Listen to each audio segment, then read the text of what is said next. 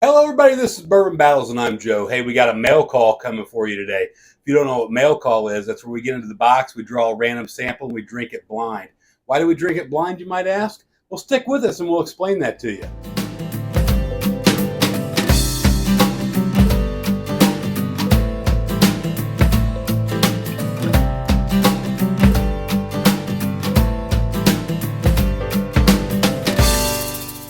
All right, this is how mail call works. Like I said, we drink it blind. If you don't know why we drink it blind, I'm going to tell you. Because here at Bourbon Battles, we don't give a rat's ass what's on the label. We just like good whiskey. What's that mean?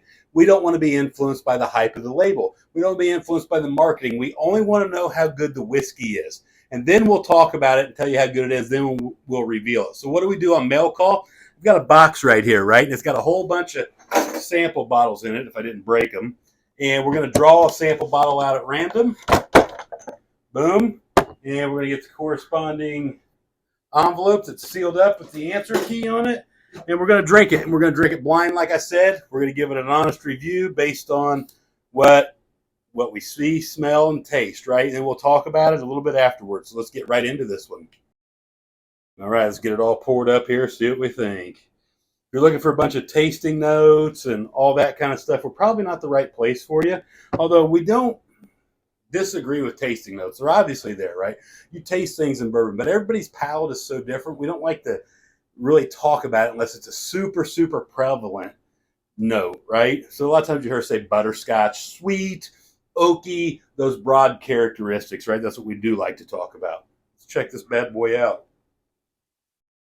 It's got that funk to it, right? I always associate this funk back with Willet pot still, and I do think it has something to do with a lot of pot still products have this funk to it. And don't take my interpretation of funk as a bad thing, because I really like Willet pot still.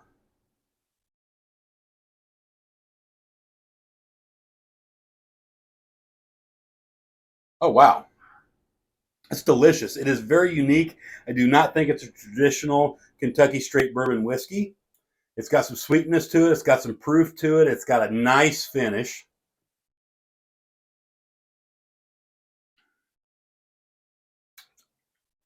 I definitely don't think it's a traditional Kentucky straight bourbon whiskey. There's something very unique about it. As I dribble it down my chin. You know, one good thing you can always do too is add a drop of water. I don't have any water with me. I very rarely like it more once it's had a drop of water, but I need to get better about doing that because sometimes I do. It's a fairly complex whiskey. There's a lot of different flavors. You get a lot of those wood profiles that shine through, a lot of the sweetness, and a lot of the different things that are associated with sweetness. So if you want to learn more about how to nose and taste and do all that stuff, we'll be doing a video here really soon on the Stave and Thief Society, where I've recently become a executive bourbon steward, and I think Chad's still working through that, where you really learn a lot of those nuances. I really encourage you to check that out at staveandthief.com and keep an eye out for that video. I'm thinking it's something you're going to be pretty interested in. So let's see what we're drinking here. Let's see what this is all about.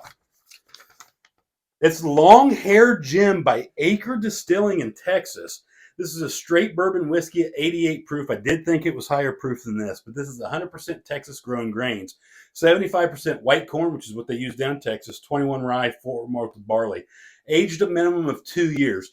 Now that sounds crazy to you, but you can't associate Texas bourbon's age statements the way you do with stuff made in Indiana, Tennessee, and Kentucky.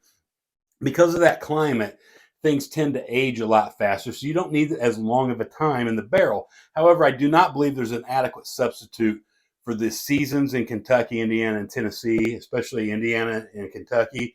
I will say this. Texas is producing a lot of stuff, and I've said this, grab a bottle of it here so you can see what it looks like. So Acre was nice enough to send us a bunch of this stuff, right? The Long Hair Gem is their straight bourbon whiskey. Out of Texas, 88 proof, good looking little bottle there. They also sent us their straight malt whiskey and some different flavored whiskey. Their flavored whiskeys are really, really good. So if you get a chance, I'll throw their website up on the screen here. Check out Acre Distilling Company out of Texas. Their cinnamon whiskey, I think, is one of, if not the best cinnamon whiskey on the market. Let me make sure I'm saying that right.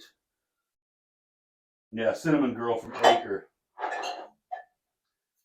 Really, really good stuff. So check that out. Check out Acre. I really like their coffee flavored whiskey. It's really good. So hey, these guys are doing a good job. And bourbon doesn't have to come out of Indiana, Kentucky, Tennessee. There's good stuff everywhere. We've been talking about stuff out of Maryland. We talk about stuff out of Texas all the time. Chad's got some good stuff out of Colorado, Washington. There's just stuff. Oregon. We had that stuff. The Bull Run from Oregon, Cedar Ridge from Iowa. They're all doing great things, guys. So check it out. Don't be afraid to go outside of Kentucky for your good whiskey. And if you want to try something different, right? Texas whiskey is different, and they also have a rye too.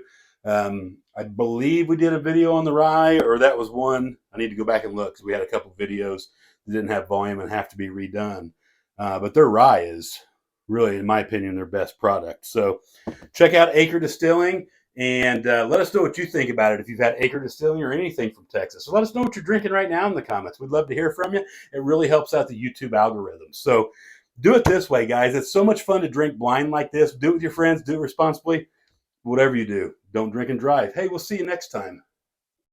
If you drink, don't drive to the watermelon crawl.